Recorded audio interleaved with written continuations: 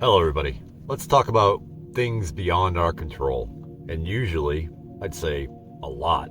The things that are out of our control are what we fear the most. Now, we fear a lot of things. Every one of us fears all kinds of things. You know, some people fear that Bridgerton won't come back for another season. Some people fear that their team is not going to make it to the Super Bowl. There are other things that we all fear, and one of them, being the gorilla in the room, death, because everybody fears death. Everybody. Even the people that say that I've overcome that still hold a fear to it. I mean, because it's the unknown. None of us know. The problem with it is that I deal with it a lot. People around me in my life. I have a certain young man that's in my life that I mentor, or try to mentor. I don't know if I'm doing a very good job, and I hear the fears from him. And I know what that's like because I was 14 once and, I grew up during the Cold War. And so I had many fears. I had many fears. There was plenty of nights that I laid in bed crying or worried or fearful. And I'm sure plenty of the listeners have had those moments too, an uncertain world. And we still live in an uncertain world. As of this real talk, supposedly Russia launched a big missile at Ukraine. And so that just sparked the World War III thing back up into the news. And, I'm not saying that you don't have to be observant of these things. But what I'm saying is you have no control over these things. And so while I try to teach this young man that, listen, buddy, you can focus on all the things that might happen, or you can focus on the things that are currently happening right now. The things that you are experiencing right now that you should be thankful for. Or you can do what unfortunately 90% of the adult population does and just worry about things that you have absolutely no control over. Folks, we all have to admit that most of the things we fear, we have no control over. You have no control over your death. Okay, so say you're worried about World War III and nuclear weapons and it's going to happen within months. Well, for all you know, you could get hit by a bus tomorrow. So why worry about it? Why worry about nuclear weapons falling out of the sky if you're not going to worry about the bus route in your city? I had a moment in my life when I quit drinking when they told me that there was a good chance that I wouldn't live more than 6 months. And my friends, or even strangers, when I meet them and I give them this information, and even though it's been close to 8 years later now, they're like, oh, wow, that stinks, man. You're going to die from that. And I look them dead in the face and I say, an airplane could fall on top of us right now. And they never get what I'm saying. Do you get what I'm saying? What I'm getting at is, they gave me 6 months. I'm still here 8 years later. I don't know how. I don't question it. I'm just thankful for it. I don't know if I'm guaranteed 9. I don't know if I'm guaranteed 8.5. I don't think about it. I just keep going. I used to be this kid. I used to be worried about all of it. I'm still worried about things. I still worry every day about this world. Even though I don't believe it even exists. But I still worry about it. And I worry about him. And I worry about the other children that I know. But at the same time, I also know that it's out of my control. Yes, I can vote. I can do this. I can do that. I can support this bill. I can support it. None of that matters in the grand scheme of things. We all know that they're going to do whatever they want to do. It's been proven to us. But why do we worry? Why are you fearful of what is going to happen even a week from now when you know that you have no control over it? If you have a way to control it or make the outcome different, then do that. But if you don't, why suffer? It's not Vladimir Putin that's putting you through that suffering with the nuclear weapons. You're putting yourself through that suffering because you're allowing fear to dictate your life and your future. There's nothing you can do about it unless you have his personal phone number. Maybe you can give him a call. Or Steven Seagal. You call Steven Seagal and he'll call him. There's nothing you can do about it. There's an asteroid called the God of War that is literally barreling towards Earth as I speak. Okay? About 10 years ago, they said that it was going to hit Earth. And then a couple of months later, they said, oh no, it's only going to be a close approach. Okay? I mean, I believe them.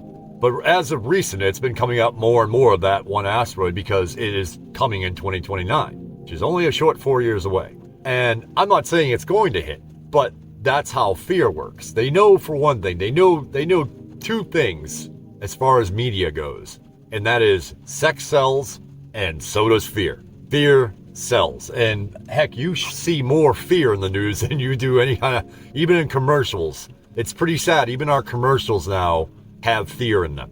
You know, like, you better buy this car because if you don't, you're going to die in this horrible accident. I always love those ones. Or just look at the many pharmaceutical ads that are on every other second on YouTube. You know, you don't want to have this, you better buy this. They know that, and they know that it'll make money. But back to my point, that asteroid is coming. For all I know, and all you know, they're lying, and it is going to hit us. But I can sit here and worry about that and start stockpiling food and dig out a bomb shelter and all that. But then what happens if it doesn't happen? What happens if I have all that and then it doesn't happen? You can prepare for all these things. You can plan for your future. You can do all that. But if it's literally out of your control, why focus all of your energy on that? This whole thing is about fear, but it's about your future.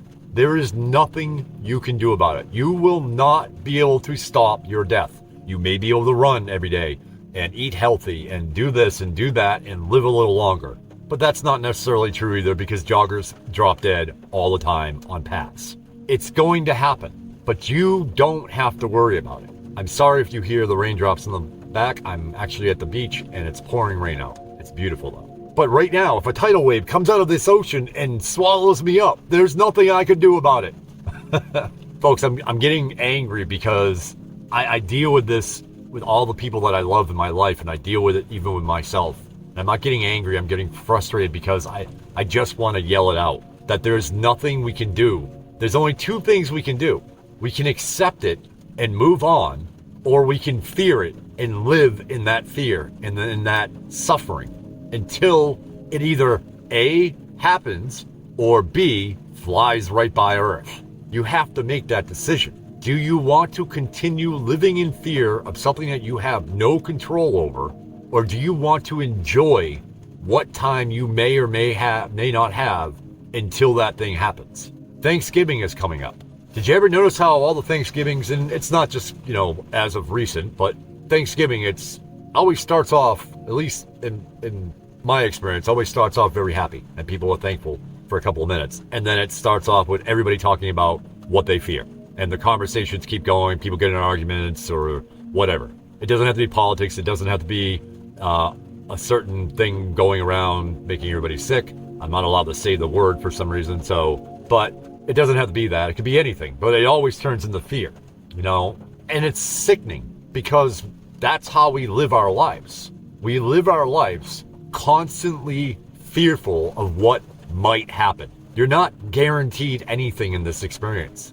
Nothing is guaranteed except for one thing, that you can find out who you are. And if you look and find out, you'll find out that you don't want to go through this. Whether you talk to your higher self, God, an alien, a rock, the Cheesecake Factory, whatever you call the holier than thou, it will tell you we don't want to live this way. So why do we continue to do it? I wake up every day and I say I'm thankful. I'm thankful for what I have. I'm even thankful for the thing that may kill me one day, because it made me realize that I couldn't live in that fearful state anymore. The first 6 months of that experience were horrible, and I didn't do anything. I just accepted it and said, I'm just going to wait for it to die. And then after it passed, I said, well, I'm going to start doing things. I'm going to start living life. And the last 7 years of my life have been the best 7 years of my life. I've seen, gone, done, did things, enjoyed things that I never did before because I was always too fearful to try them. One of the best perspectives that can ever be placed in front of you is, hey, you're going to die in 6 months or a year, because you will learn that you need to go out and do that. If any of you are listening and you're in that situation now, do not just sit there and give up. Go do whatever it is that you need or want to do. Live as long as you can in your experience. Enjoy and not in worry. You cannot stop it. If they tell you you have a month to live, you could walk out of the doctor's office and get hit by that bus. Don't fear what you cannot control. If you can change it, change it. If you can plan for it, plan for it. But do not live your life in that fear, waiting for that moment to happen. If you're not going to worry about your past, why in the hell would you worry about your future? I love you all. Walk in light. It's okay. Breathe. Until next time, my friends, I ask all people everywhere to plant seeds of love, peace, joy, and oneness.